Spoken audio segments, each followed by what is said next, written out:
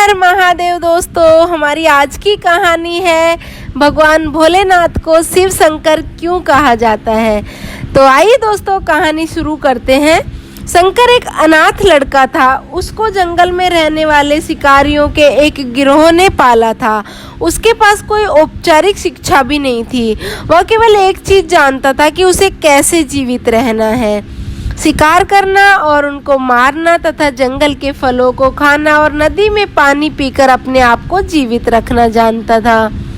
एक दिन वह अपना रास्ता भटक गया और उसने देखा कि कुछ लोग नदी के किनारे बने एक पत्थर की आकृति के चारों ओर जोर जोर से चिल्ला रहे थे। कुछ लोग उस पर फूल, फल और नारियल चढ़ा रहे थे। शायद उसने सोचा कि यह कोई मकान होगा जिसमें लोग रहते होंगे, पर यह एक प्राचीन मंदिर था। लेकिन शंकर ने इसे पहले कभी नहीं देखा, पर इसके बारे में जानने के लिए वह काफी उत्सुक था। उसने तब तक इंतजार किया जब तक कि लगभग सभी लोग उस मंदिर से नहीं चले गए। अंत में उसने एक युवा लड़के को पत्थर की इमारत से बाहर जाते देखा और उसने उससे बात करने का फैसला किया। और शंकर ने उससे अपने मन में आए कई सवाल पूछे। उसका पहला प्रश्न था, इस इमारत को क्या कहा जाता है, लोग अपने साथ क्या लाते हैं, फिर उन चीज़ों को अंदर वाली इमारत में क्यों छोड़कर वापस चले जाते हैं। चीज़ों को अपने साथ लाना और उन्हें अंदर छोड़कर वापस चले जाने पर वह लड़का शंकर की अज्ञानता व मासूमियत पर बहुत ही हैरान था और उसके सवालों से चकित भी था। पर वह ये नहीं जानता था कि वह पास के जंगल में रहता है और शिकार करके ही अपना जीवन यापन करता है। लेकिन फिर भी उसने उसके सवालों के जवाब देने की पूरी कोशिश की। उसने शंकर को बताया, यह भगवान शिव का मंदिर है, लोग यहाँ फूल और फल चढ़ाने आते हैं। वो शिव भगवान से जो चाहते हैं वो मांगते हैं और शिव उनकी सभी प्रार्थना सुनते हैं। यह सुनकर शंकर तुरंत मंदिर जाना चाहता था।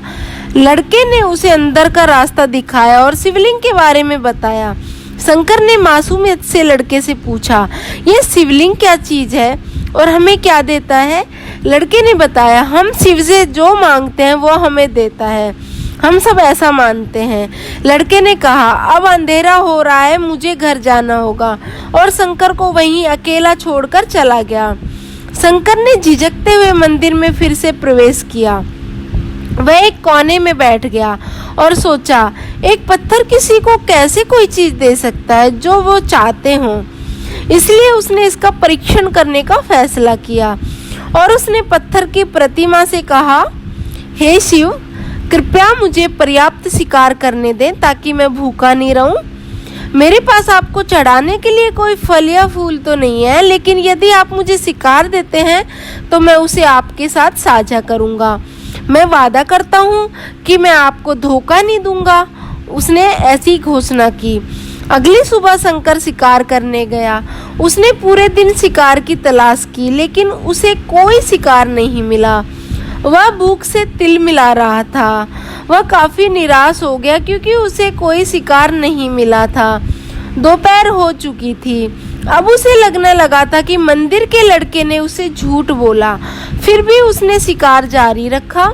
जैसे ही शाम हुई, उसने 2 खरगोशों को अपने बिल में जाते हुए देखा। शंकर ने उन दोनों खरगोशों को मार डाला। चूंकि उसने शिव भगवान से वादा किया था कि वह अपने शिकार को साझा करेगा, वह अपने मरे हुए खरगोश में से एक के साथ मंदिर गया। देर हो चुकी थी और मंदिर सुनसान था।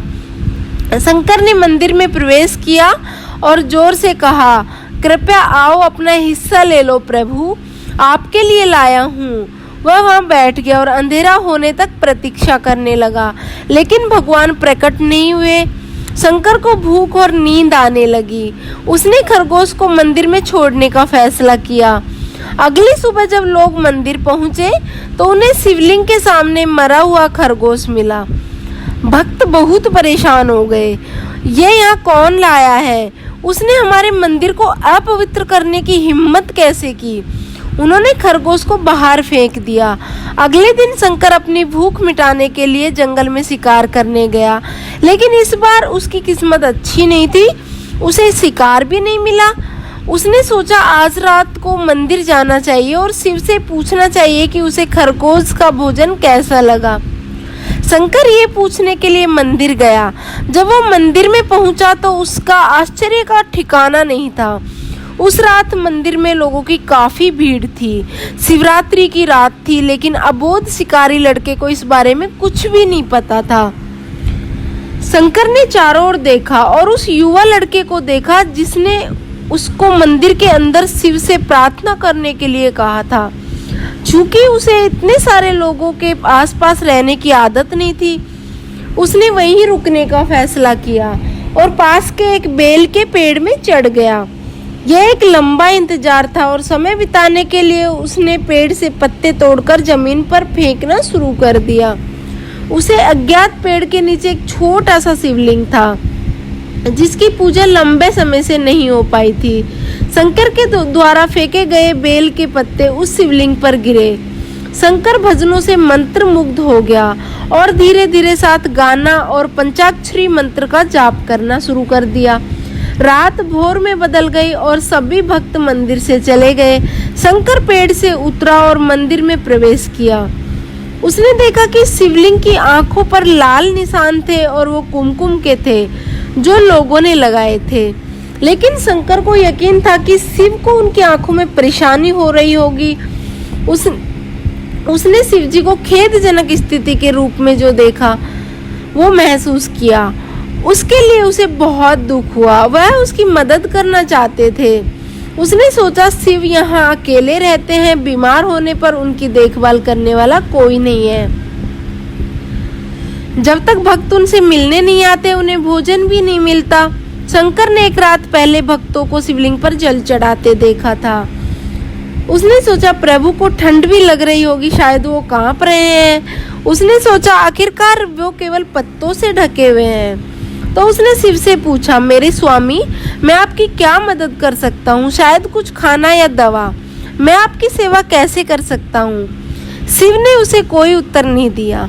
शंकर ने सोचा भगवान वास्तव में बहुत बीमार हैं, क्योंकि वो उत्तर देने में भी असमर्थ हैं। वह तुरंत जंगल में गया, कुछ औषधियाँ जड़ी बूटियों को लेकर आया और लाल निशान पर लेप लगाया, लेकिन कुछ नहीं हुआ। उसने कहा, लगता है ये अंधे हो गए हैं। मुझे प्रभु को अपनी एक आंख देनी चाहिए ताकि वो ठीक हो जाए। ये निश्चित रूप से उन्हें खुश कर देगा। उसका दिल पवित्र था और उसने वहां शिव के हाथ में रखे त्रिशूल को उठाया और त्रिशूल को अपनी दाहिनी आंख की ओर ले गया। अपनी आंख को निकालने का प्रयत्न किया। शंकर अनपढ़ था, उसे मंत्रों या पूजा के उचित तरीकों का ज्ञान नहीं था, लेकिन उसकी भक्ति की कोई सीमा नहीं थी। जैसे ही वह अपनी आंख निकालने वाला था, शिव अपनी पत्नी पार्वती के साथ प्रकट हुए। उन्होंने पार्वती माता से कहा, इस भक्त ने शंकर ने अनजाने में शिवरात्रि का उपवास किया, बेल के पत्तों से मेरी पूजा की और साबित किया कि उसका दिल बेदाग और पवित्र है। मैं अपने इस भक्त से काफी प्रसन्न हूँ। शिव भगवान ने शंकर से कहा, तुमने मुझे अपनी मासूमियत के कारण जीत लिया है। प्रभु के मुस्कुराते हुए कहा, लोग मुझसे हर समय वादे करते रहते हैं और कुछ ना कुछ मांगते रहते हैं, पर जैसे ही उन्हें मुझसे मांगी चीज मिल जाती तो वो मुझे भूल जाते हैं। दूसरी ओर तुमने मेरे साथ एक सच्चे इंसान की तरह व्यवहार किया और यह वास्तव में बहुत दुर्लभ है। अब इससे ये तुम मेरे इस संसार में सबसे बड़े भक्त माने जाओगे और तुम्हारा नाम मेरे साथ जोड़ा जाएगा। तुम कई सदियों तक जीवित रहोगे। इस बात को कहकर भगवान शिव व माता पार्वती अंतर्ध्यान हो गए। तभी से लोग शिव के साथ शंकर भी लगाने लगे। तो दोस्तों, आपको ये कहानी कैसी लगी कमेंट में जरूर बताइएगा। कहानी अच्छी लगी तो कमेंट बॉक्स में हर हर महादेव लिखना नहीं भूलिएगा। मिलते हैं बहुत जल्द ऐसी एक अच्छी सी कहानी के साथ। तब तक के लिए हर हर महादेव।